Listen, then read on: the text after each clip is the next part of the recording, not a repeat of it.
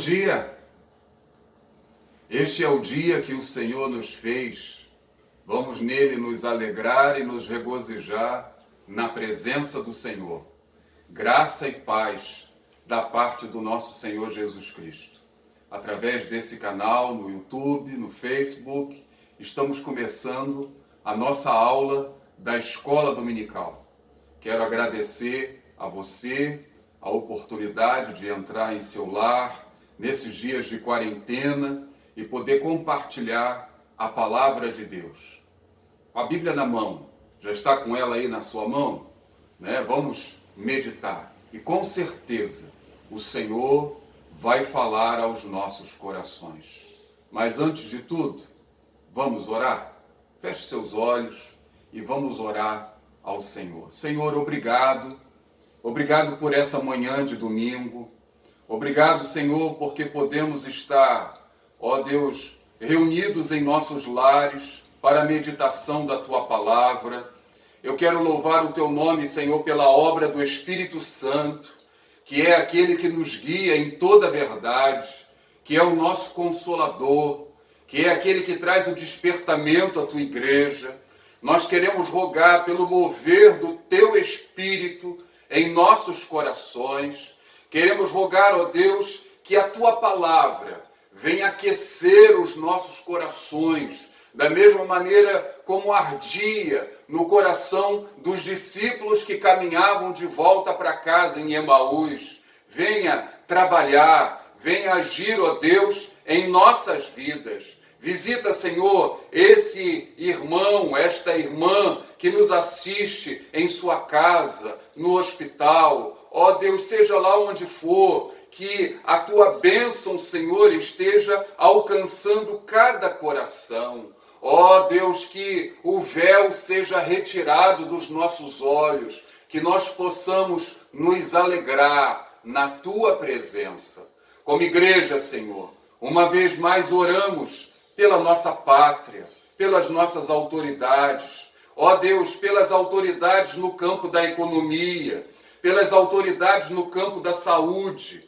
Ó Deus, tem misericórdia. Oramos, Senhor, pelos profissionais que estão servindo a nossa sociedade, médicos, enfermeiros, agentes de saúde, bombeiros, policiais, militares. Nós entregamos, ó Deus, cada um em Tuas mãos. Olha, Senhor, para a nossa nação. Trabalha, Senhor, no coração do povo brasileiro. Permita, Senhor, que o povo brasileiro possa se inclinar para ouvir a Tua voz. Faz essa obra e fala com a Tua igreja nesta manhã, Senhor. Ouve a nossa oração.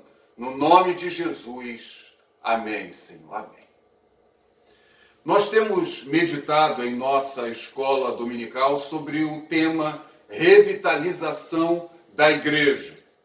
Nas lições anteriores, que estão disponíveis nos nossos canais, e você poderá acessá-las, você poderá ver alguns temas que já foram abordados dentro dessa temática principal.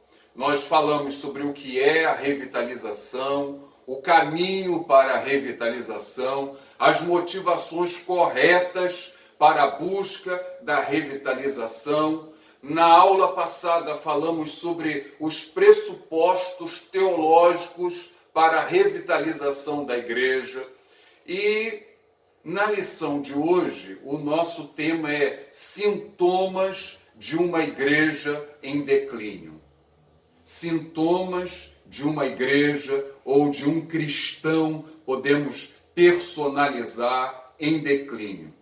A lição de hoje nos convida a nós fazermos um check-up, uma avaliação médica, que normalmente nós fazemos de acordo com a nossa idade, com o nosso sexo, nosso histórico pessoal, nosso histórico familiar, tendo como objetivo a prevenção de doenças ou até mesmo diagnosticar aquelas que já estão instaladas em nosso organismo. Você já observou como existem pessoas que têm medo de ir ao médico, têm medo de ir a um check-up? Fazendo esse estudo, eu descobri que esse medo tem até nome, latrofobia. E fui ver as causas desse medo. E que o que eu descobri é que existem similaridades, paralelos desse medo do tratamento médico com a nossa caminhada espiritual. Vamos ver? Quais seriam as causas para a latrofobia, esse medo do tratamento, de um check-up? O primeiro deles apontado nas pesquisas, comodismo. As pessoas acham que tudo está muito bem do jeito que está. Nada se faz necessário. Acham que existem outras pessoas que são cheias de manias, que isso é uma mania. A pessoa tem mania de ir ao médico. Veja, comodismo.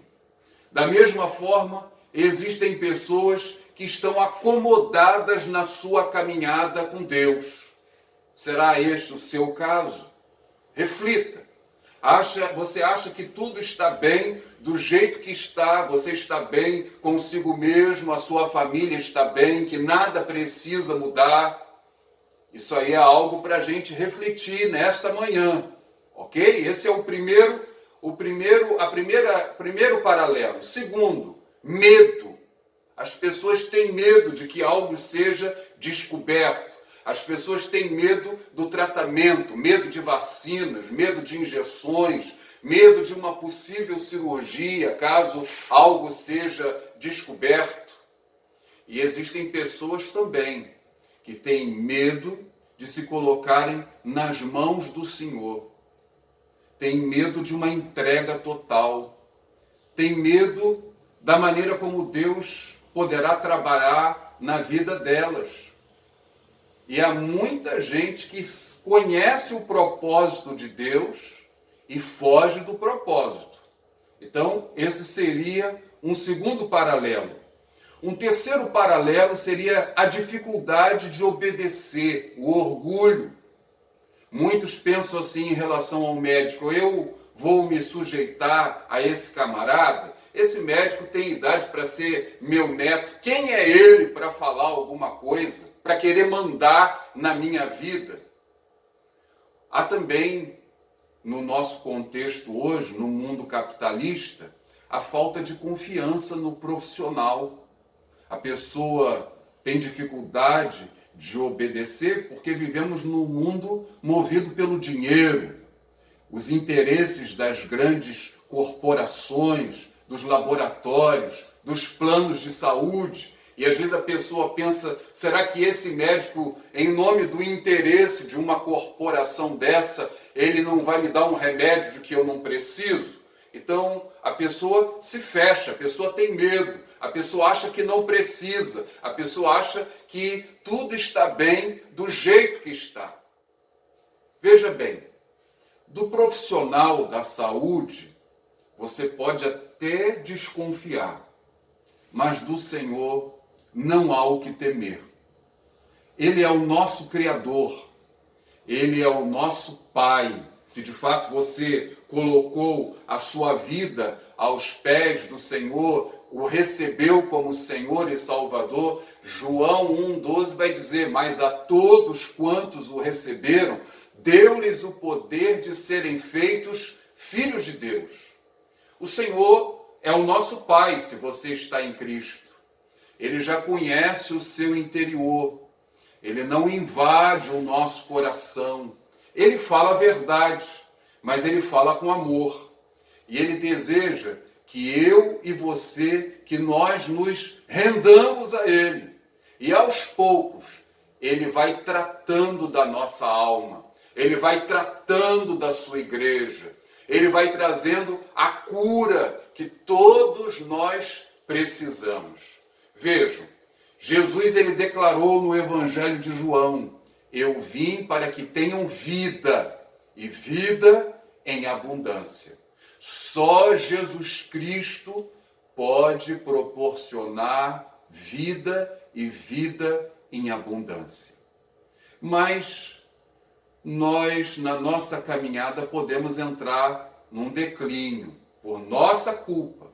E é por isso que nós precisamos nos aquietar e fazermos um check-up espiritual. A nossa lição, ela vai nos apresentar 5 sintomas de uma igreja, de um cristão em declínio. Acompanhe comigo. Quais seriam esses sintomas? O primeiro deles, falta de santidade.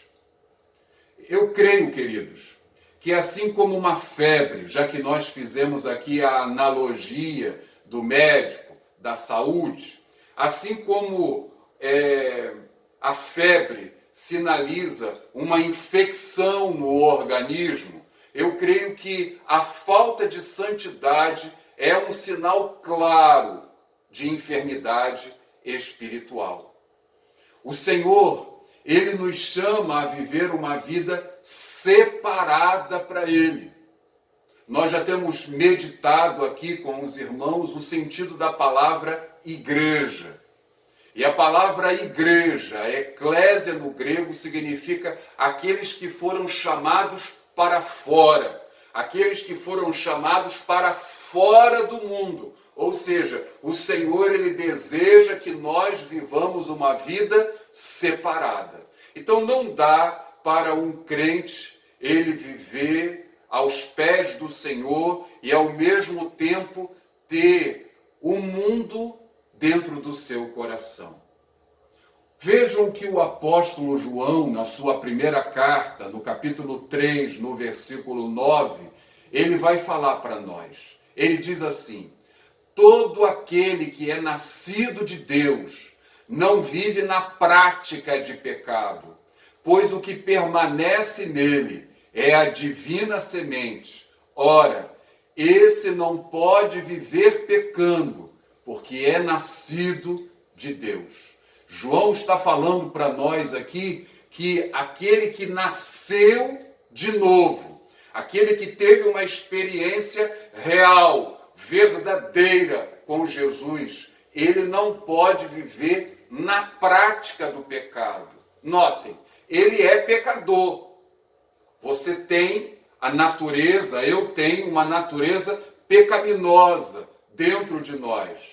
Mas nós não podemos viver deliberadamente na prática do pecado. Aprendi com o mestre Vanderly Lima Carreiro que o pecado deve ser um acidente na vida do crente.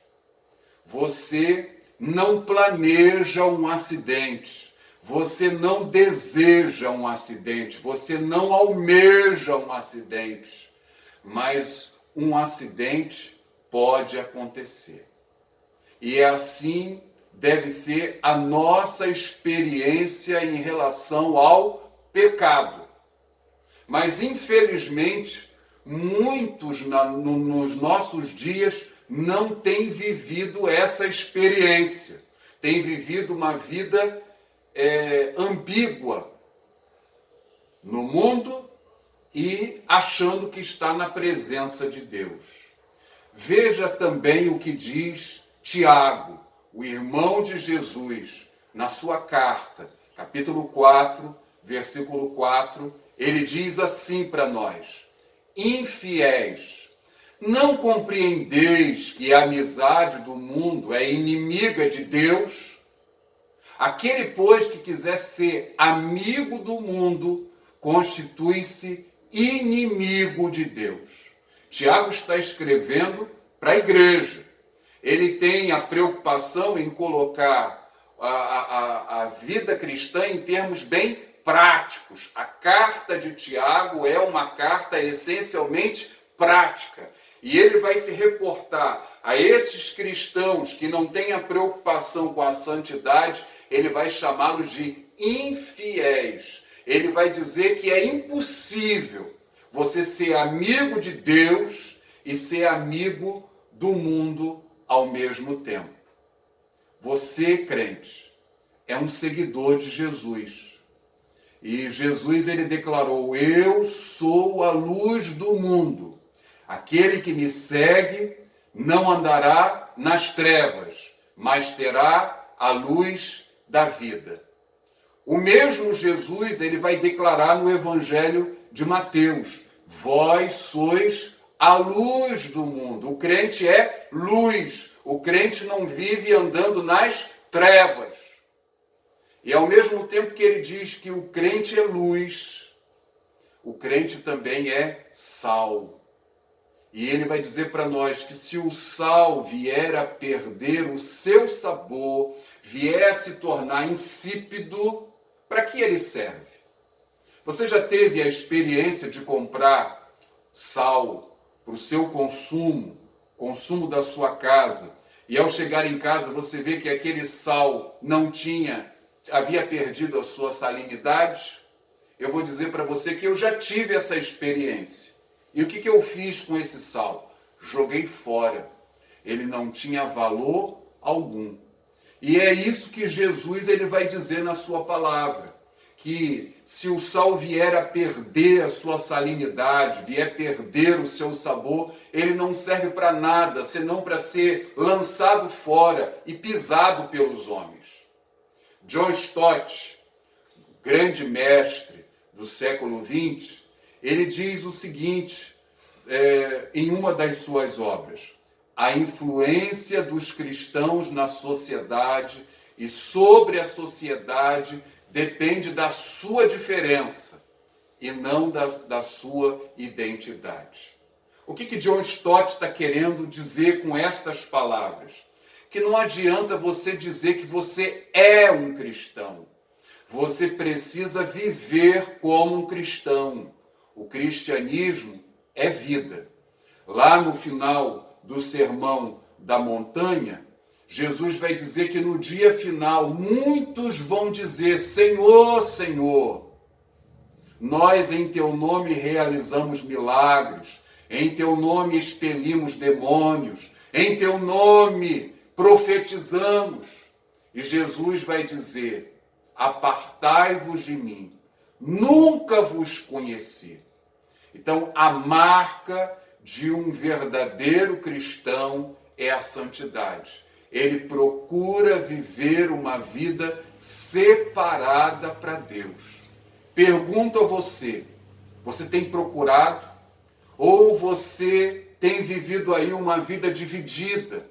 O mundo tem dominado o seu coração, né? A internet tem trazido até você vícios que você sabe que desagradam a Deus, que entristecem o Espírito Santo.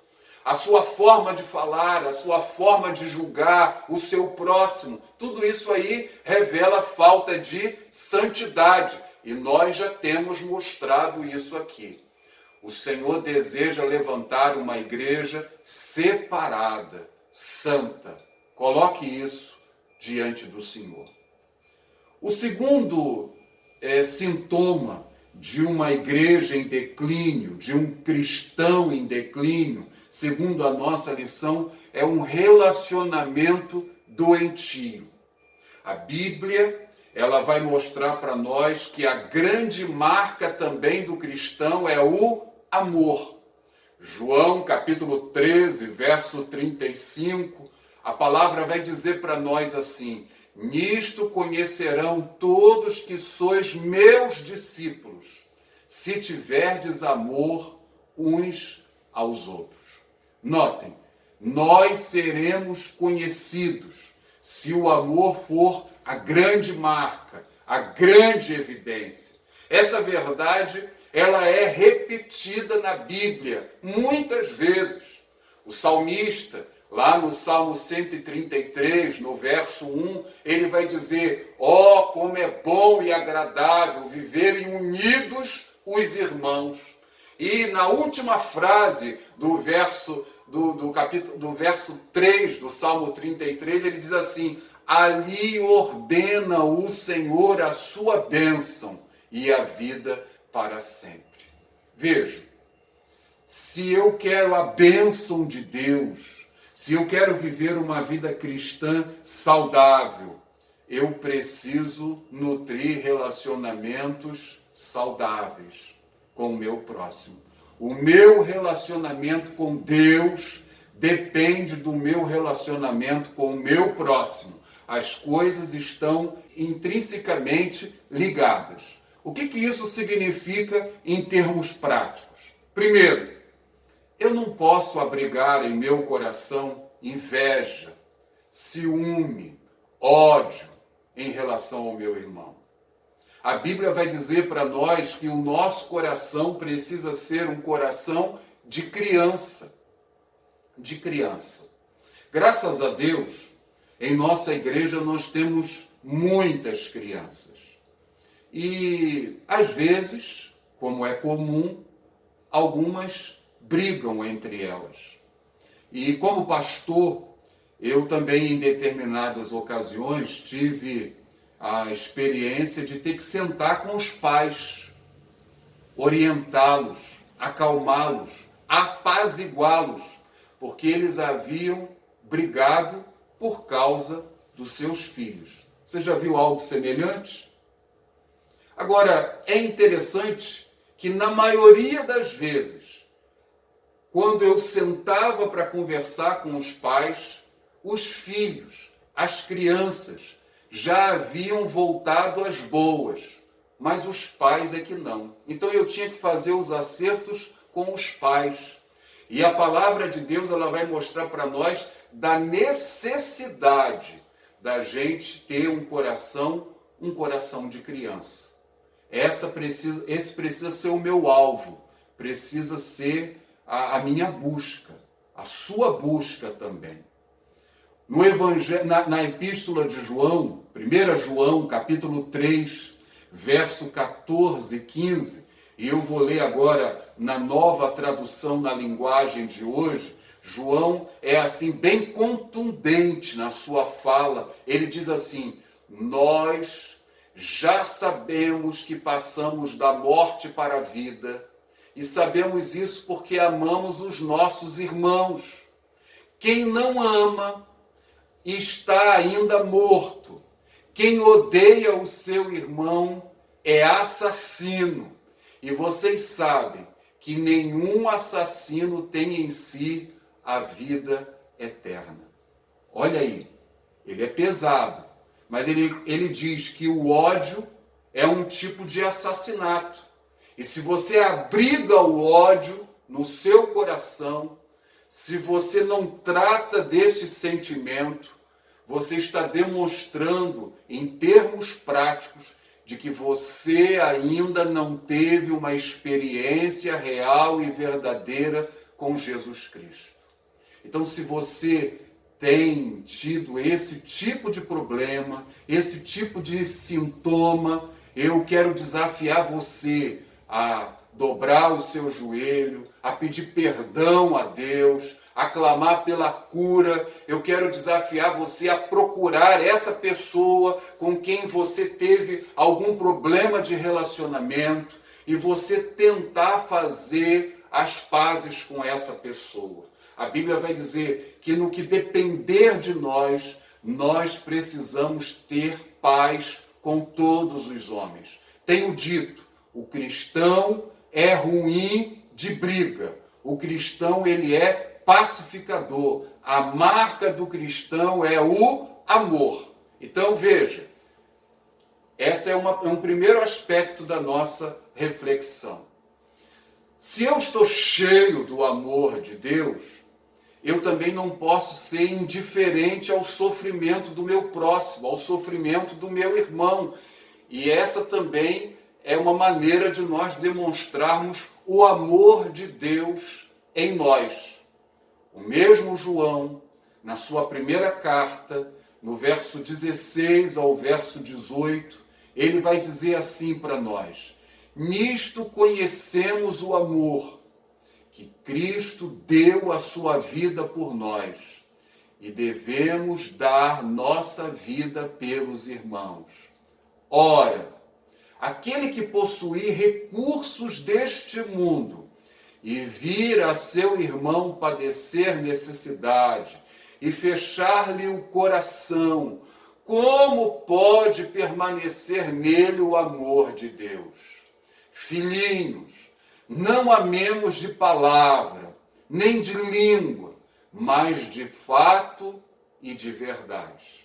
João, mais uma vez, ele é contundente em mostrar a praticidade da vida cristã, a necessidade de nós vivermos o genuíno, demonstrarmos o genuíno amor.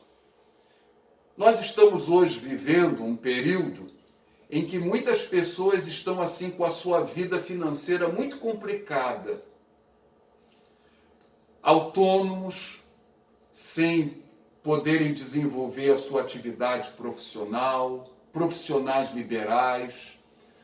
Temos muitas pessoas desempregadas. E eu pergunto a você que me assiste, isso mexe com você? Você já fez de prático alguma coisa para ajudar alguém? Ou você acha que simplesmente a igreja que precisa fazer e que a responsabilidade é só da igreja? Veja bem, eu sou a igreja, você é a igreja. A igreja como instituição precisa fazer, mas se você sabe de alguma coisa, às vezes a igreja não sabe. Eu, como pastor, muitas vezes sou o último a saber de muitos acontecimentos, mas você já sabe. Mas a igreja é julgada. E a palavra vai dizer para mim e vai dizer para você, como pode, se eu sei de uma necessidade, como eu posso fechar o meu coração à necessidade desse irmão? Então notem, é uma segunda aplicação que nós podemos fazer aqui em relação a esse sintoma, já que o amor é uma marca do verdadeiro cristão. Agora, veja bem, se eu faço alguma coisa por alguém, Jesus ele também vai dizer para nós aqui que nós não podemos tocar trombetas. Eu devo dar com a mão direita, de modo que a mão esquerda não precise saber. Eu não devo tocar trombeta, porque às vezes eu quero me promover em cima daquilo que eu estou fazendo. Deus conhece os nossos corações e eu não devo me promover em cima da necessidade do meu irmão. Amém? Terceira aplicação que nós podemos fazer aqui em relação a essa questão do amor. Eu também não posso ser indiferente, rude, grosseiro com aquela pessoa que pensa de uma maneira diferente de mim. É interessante que quando nós abrimos a Bíblia Sagrada, nós vamos descobrir aqui que na igreja antiga, na igreja do primeiro século, os crentes tinham posicionamentos diferentes em relação a muitos assuntos. Assuntos que não representavam assim uma doutrina essencial. E o apóstolo Paulo, ele vai ensinar a igreja a viver em respeito, mesmo tendo posicionamentos diferentes. Vejam comigo, Romanos capítulo 14, a partir do verso 16. Olhem aí as diferenças de opinião existentes dentro da igreja. A Bíblia diz assim, acompanha comigo. Um faz diferença entre dia e dia, outro julga iguais todos os dias. Cada um tem a opinião bem definida em sua própria mente. Quem distingue entre dia e dia, para o Senhor o faz. E quem come, para o Senhor come, porque dá graças a Deus. E quem não come, para o Senhor não come, e dá graças a Deus. Porque nenhum de nós vive para si mesmo, nem morre para si. Porque se vivemos, para o Senhor vivemos. Se morremos, para o Senhor morremos. Quer, pois, vivamos ou morramos, somos do Senhor. Viram aí? Opiniões diferentes. Não eram questões essenciais. Hoje, nós vivemos tempos de muita polarização, de muitas polêmicas. podemos ver o mundo dividido. E eu preciso, como pastor, colocar para você que me ouve, que o cristianismo ensinado na palavra de Deus, o verdadeiro cristianismo, meu irmão, minha irmã, meu amigo, e o verdadeiro cristianismo, ele é maior do que a direita e do que a esquerda. A resposta que o mundo hoje precisa, viu, está na pessoa de nosso Senhor e Salvador, Jesus Cristo. E é isso que o mundo hoje precisa saber, precisa ouvir de mim e de você. O mundo precisa de Jesus. Mas, infelizmente, hoje, quando nós olhamos para as nossas redes sociais, eu observo tanta gente brigando, tanta gente assumindo assim um comportamento antagônico, não refletindo a veracidade da fé cristã. Isso é sinal de enfermidade, meu irmão. E eu quero, em nome de Jesus, também desafiar você a dobrar o seu joelho, a rever as suas posturas, a pedir perdão a Deus, a assumir um compromisso sério na presença do Senhor, em nome de Jesus. Esse é um sinal de declínio na fé do crente, da igreja. Eu posso ter as minhas convicções, você pode ter as suas convicções, mas nós precisamos nos respeitar. É isso que a palavra de Deus nos ensina. O terceiro sinal que a nossa lição vai mostrar para nós de uma igreja em declínio, de um cristão em declínio, é a doutrina sem aplicação. Eu tenho mostrado para vocês que a doutrina ela é essencial para a saúde da igreja. Doutrina é ensino. Mas o que ocorre muitas vezes? Não adianta, queridos, eu conhecer a doutrina e a doutrina não ser aplicada à minha vida. Não, isso não. Esse é um problema também da igreja. Jesus ele vai dizer assim para os seus discípulos, depois de uma lição prática, depois de um sermão. Você vai encontrar isso lá em João, capítulo 13, verso 17. A palavra vai dizer assim: ora, se sabeis essas coisas, bem-aventurados sois se as praticardes. É muito bom você saber, mas Jesus ele vai dizer que a bem-aventurança, eu preciso colocar em prática aquilo que eu tenho aprendido. Eu não posso ter apenas um conhecimento intelectual da Escritura. Esse conhecimento precisa descer da minha mente, ele precisa encher o meu coração. O meu coração.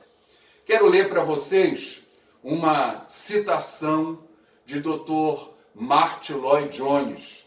Ele foi um grande expositor da palavra de Deus no século XX, e ele, em uma das suas obras intitulada Os Puritanos, lá na página 58, ele vai falar alguma coisa sobre essa questão de doutrina sem prática. A preocupação dele, ele era um expositor, ele era um médico, e aí ele usa a linguagem médica como ilustração muitas vezes nos seus livros, nas suas obras, e ele vai dizer o seguinte, abre aspas, de muitas maneiras, o maior perigo com que todos nós nos defrontamos é o de nos contentarmos com um conhecimento e uma apreensão meramente intelectuais das coisas espirituais. Tal conhecimento é sumamente valioso, mas se ficar nisso, poderá ser completamente inútil e, de fato, positivamente danoso, porque poderá drogar-nos e deixar-nos numa condição em que achamos que nada é mais necessário. Dr. Martin Lloyd Jones, ele vai comparar o conhecimento sem prática ao uso de uma droga. Ficamos paralisados, não colocamos em prática. E o apóstolo e o Senhor Jesus, ele vai chamar a atenção da igreja em Éfeso, porque a igreja era uma igreja que não estava colocando em prática a essência, o amor. Havia doutrina, havia perseverança, mas a igreja havia abandonado o seu primeiro amor.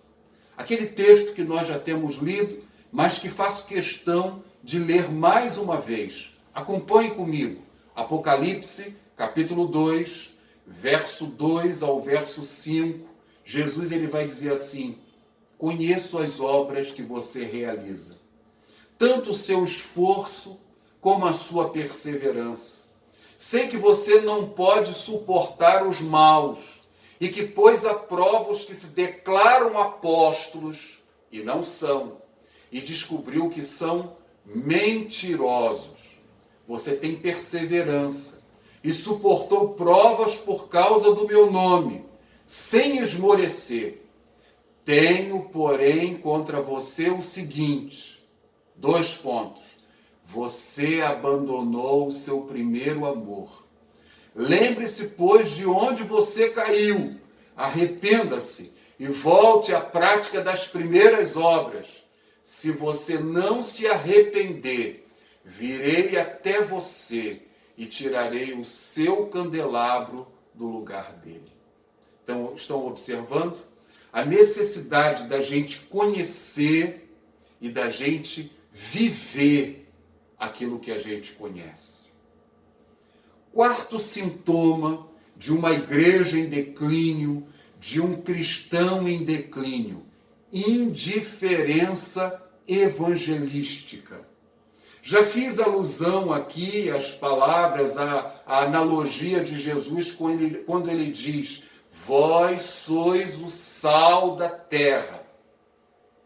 Agora, se você tem o sal na sua cozinha e você não o aplica aos alimentos, se o sal ficar só ali no saleiro, qual é a sua serventia? Notem, é uma outra aplicação. O sal não perdeu a salinidade, ele ainda mantém as suas propriedades. Mas se ele é só sal dentro do saleiro, qual é a serventia desse sal? E isso vai mostrar para nós a questão da nossa influência na sociedade, no lugar onde nós estudamos, no lugar onde nós trabalhamos, na nossa vizinhança, na nossa família. O Senhor deseja usar você. O Senhor deseja que você seja um canal, um instrumento poderoso para o alcance de outras pessoas ao Evangelho. É interessante nós notarmos que na oração sacerdotal de Jesus, lá em João, no capítulo 17, Jesus ele vai usar o termo mundo várias vezes em alguns versículos. Acompanha comigo, né, esse texto de João, capítulo 17. Veja aí, no verso de número 14 e no verso de número 15, a mesma frase. Jesus ele vai dizer assim na sua oração: eles, os discípulos, eu e você, eles não são do mundo. É a primeira colocação que Jesus está fazendo aí. Eles não são do mundo. No verso 15, Jesus vai pedir ao Pai assim: não peço que os tires do mundo. Traduzindo, o Senhor não deseja que nós vivamos num gueto. O Senhor não deseja que nós vivamos reclusos. Ele vai dizer: não quero que os tires do mundo. No verso 14, ele vai dizer: o mundo os odiou. No capítulo anterior, Jesus vai dizer em João 16 que o mundo nos odeia e nós não devemos ficar espantados por isso. Se o mundo odiou o Senhor Jesus, o mundo vai nos odiar também, igreja. Meu irmão, não fique espantado com isso, não. Isso aí, o Senhor Jesus já disse. Ele foi odiado e todo aquele que o segue também será odiado. Então, é uma terceira colocação que Jesus vai fazer aí. Agora, olhem o verso de número 18. Ele diz assim: assim como tu me enviaste ao mundo, também eu os enviei ao mundo. Ele diz que nós não somos do mundo. Ele pede ao Pai que ele nos guarde do mundo, que nos guarde do mal. Ele fala do ódio do mundo, mas ele nos envia ao mundo. O que isso significa? Que eu e você, nós temos um papel, nós temos algo a desempenhar no mundo, nós temos uma mensagem. E essa mensagem é a mensagem do Evangelho. Evangelho significa boas notícias.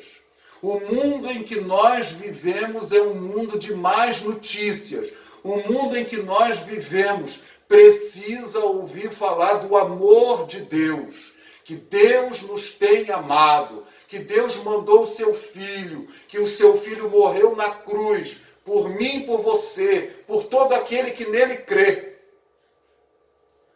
Agora veja estas palavras de Oswaldo Smith, no seu livro Paixão pelas Almas, na página 93. Ele diz o seguinte, abre aspas, sabemos perfeitamente bem que a igreja tem de evangelizar. E a igreja sou eu, a igreja é você. Porque, do contrário, ela se fossiliza. Ou seja, a igreja vai morrer. A igreja vai morrer. A igreja sou eu, a igreja é você. E eu pergunto a você, como igreja, quando foi a sua última gestação espiritual? Você já gerou alguém em Cristo? Quantas vidas você já ganhou para o Senhor Jesus? Eu quero também desafiar você a parar de falar mal da igreja e a sair em campo, a pregar o Evangelho, a usar as ferramentas que Deus nos tem concedido. As ferramentas que você tem em mãos, use-as para que vidas venham a conhecer a Jesus como Senhor e como Salvador. O quinto e último sintoma de uma igreja em declínio, de um cristão em declínio, segundo a nossa lição, é nostalgia e tradicionalismo. A nossa lição faz uma diferenciação muito sábia entre tradição e tradicionalismo. E tradição, o que significa? Significa continuidade, permanência de uma doutrina, de hábitos, de valores, de manifestações culturais, que são repassados de uma geração a outra geração dentro de uma sociedade. Isso é uma tradição. O que seria um tradicionalismo? A palavra tradicionalismo tem um aspecto negativo. Significa um apego exagerado, injustificável às tradições, ao passado. Vamos ilustrar isso na Bíblia. Paulo ele vai dizer a Timóteo, primeira carta de Paulo a Timóteo, capítulo 6, versículo 20, a palavra vai dizer assim, e você, ó Timóteo, guarde o que lhe foi confiado. Isso é o quê? O ensino, a tradição, os valores, o tesouro, como ele vai dizer em outro lugar. Evitando falatórios inúteis e profanos, e as contradições daquilo que falsamente chamam de conhecimento.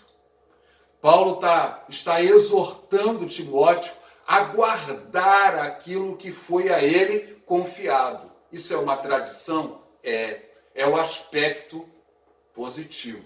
Eu recebi isso, eu sei que isso é um tesouro, eu não posso perder esse valor, isso eu preciso guardar bem escondido dentro do meu coração.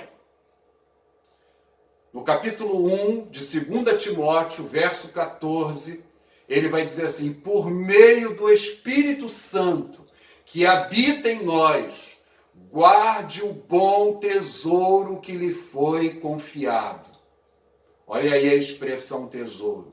Guarda, não perca a mensagem, não perca a essência, não perca os valores, não perca. Isso foi confiado a você, Timóteo. Isso tem sido confiado a mim, Álvaro Marinho. Isso tem sido confiado a você, crente. Você jovem, você adolescente, você criança que me ouve, que tem o compromisso de passar adiante essa mensagem, quando nós mais velhos já não estaremos aqui. Você precisa guardar esse tesouro. Isso é positivo. Nós não podemos abrir mão. É uma tradição? É uma tradição. Então esse é o aspecto positivo. E no aspecto negativo? Se eu disse para vocês que o tradicionalismo é um apego exagerado, injustificável a tradições do passado, a palavra de Deus vai dizer para nós lá em Isaías, capítulo 29, versículo 13. A Escritura diz assim, abre aspas, o Senhor disse: visto que este povo se aproxima de mim, e com a sua boca e com seus lábios me honra, mas o seu coração está longe de mim, e o seu temor para comigo consiste só em mandamentos de homens, que maquinalmente aprendeu. Estão observando? Existe um tradicionalismo, é algo mecânico. Estão presos a algo do passado, mas que não faz parte do coração, não tem vida, Né? E isso aí é o tradicionalismo. A tradição, ela é positiva. O tradicionalismo, não, porque você mantém apenas, né, algumas práticas em nome do passado, mas não há vida naquilo ali. E como tenho dito, o cristianismo é vida. Olhem essa citação de Jaroslav Pelikan. Ele é um professor norte-americano, ele escreveu, é especialista em ética cristã, e ele escreveu 5 volumes que estão em português. Essa obra é intitulada Tradição Cristã. Olha o que ele diz. Tradição é a fé viva dos que já morreram. As pessoas já morreram, mas a fé deles continua viva. E ele continua. E tradicionalismo é a fé morta dos que ainda vivem. Pesado, hein? Vou repetir para vocês. Tradição é a fé viva dos que já morreram. E tradicionalismo é a fé morta dos que ainda vivem. Fecha aspas. Irmãos, eu creio que esse versículo de Isaías 29, 13, que combate o tradicionalismo que é tão vivo nos nossos dias, ele também se aplica naquilo que é inverso, que eu aqui quero destacar, do culto espetáculo. O que eu quero dizer com culto espetáculo? É aquele culto cujo o objetivo é a sensação do prazer, dos sentidos, aonde se massageia o ego dos participantes, mas não se enfatiza mudança de vida, novo nascimento, conversão. As vidas não são incentivadas a uma mudança, a um encontro verdadeiro com Cristo. Veja, eu preciso enfatizar, não é pecado ter no culto, luzes. O que a gente precisa discernir? Isso pode ser uma questão de linguagem, de alcance, mas o que a gente precisa enfatizar é que isso não é a essência, isso é apenas uma embalagem. E embalagem é só uma forma. O que importa não é a forma. Você pode até colocar um produto numa embalagem bonita para alcançar a sociedade. Não há problema. Mas nós não podemos comprometer o conteúdo. Viram aí? Então, você pode até usar essa linguagem, mas nós não podemos nos aproximar do Senhor de qualquer maneira, com o nosso coração longe dele, sem a nossa vida transformada. Cristianismo é vida, é vida. Acorda, meu povo, acorda, igreja. O Senhor deseja operar em nossos corações. Concluindo, nós podemos dizer que uma igreja, ela nasce, ela cresce, ela enfrenta desafios, e a igreja local ela pode adoecer, assim como o crente também. Ele nasce na fé, ele cresce, ele enfrenta desafios e ele também pode adoecer. Há muitas igrejas hoje doentes, há muitos crentes doentes. E hoje, na nossa lição, nós nos permitimos refletir acerca dos sinais de uma igreja, de um cristão doente. Quais seriam eles? Falta de santidade, relacionamento doentio. Terceiro, doutrina sem aplicação, indiferença evangelística, tradicionalismo. O que mais se aplica à sua vida, meu irmão, minha irmã, em tudo isso que nós temos meditado aqui? E em relação à nossa igreja, eu quero desafiar você aí a conversar com a sua família, a refletir, a orar, a buscar mudanças. E quando mudanças acontecem, eu creio firmemente que mudanças só acontecem quando eu tomo decisões, eu assumo propósitos. Então eu quero desafiar você a tomar decisões. O Senhor nos tem permitido nesses dias estar em casa, a meditar, a refletir, a orar, a viver experiências que no dia a dia nós já não estávamos mais vivendo. Para quê? Para nos tratar, para que nós possamos assumirmos compromissos, propósitos diante dele. Segundo, mudanças só acontecem quando eu reconheço os meus erros e eu busco auxílio. Eu reconheço que eu, por mim mesmo, eu não consigo mudar. E eu vou buscar o auxílio do Espírito Santo, que é o nosso companheiro, é o nosso consolador, é aquele que veio para estar ao nosso lado. E você vai chegar para o Senhor e vai dizer: Senhor, eu quero me render, eu estou errado, eu preciso da ação do Espírito Santo na minha vida. Você vai buscar ajuda na igreja. Nós temos meditado que a igreja é o corpo de Cristo e que nós precisamos nos ajudar mutuamente. E essa ajuda não é só uma ajuda financeira, porque o salário está atrasado, não é só uma palavra boa, porque o irmão está deprimido, mas é também a ajuda para a gente poder vencer o pecado. É a igreja, os crentes terem a coragem de tirar as máscaras e mostrarem as suas fraquezas, e dizerem: eu preciso que você ore por mim, eu preciso do seu incentivo, eu preciso da sua ajuda, meu irmão.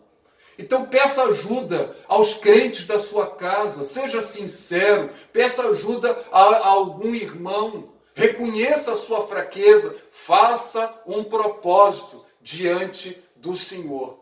Está na hora, meu irmão, minha irmã, de nós sermos igreja de verdade, em nome de Jesus. Vamos orar? Senhor, eu quero te agradecer por essa manhã de domingo e pela oportunidade que o Senhor nos concede de podermos estudar esta lição, de podermos buscar a tua face, de podermos estar na tua presença. Ó Deus, de fazermos um autoexame, um diagnóstico, um check-up da nossa caminhada contigo. Senhor, tu sabes, ó Deus, de como está a minha vida. Tu sabes, ó Deus, como está a vida desse irmão, dessa irmã que me assiste. E eu quero pedir, ó Deus, por uma obra do Espírito Santo nesses corações. Eu quero pedir, ó Deus, um mover sobrenatural. Sopra sobre nós, ó Deus. Vem fazer uma obra maravilhosa em nossas vidas, para o louvor, para a glória do teu nome. Ouve, Senhor, a nossa oração, que fazemos a ti, no nome de Jesus. Amém. Amém.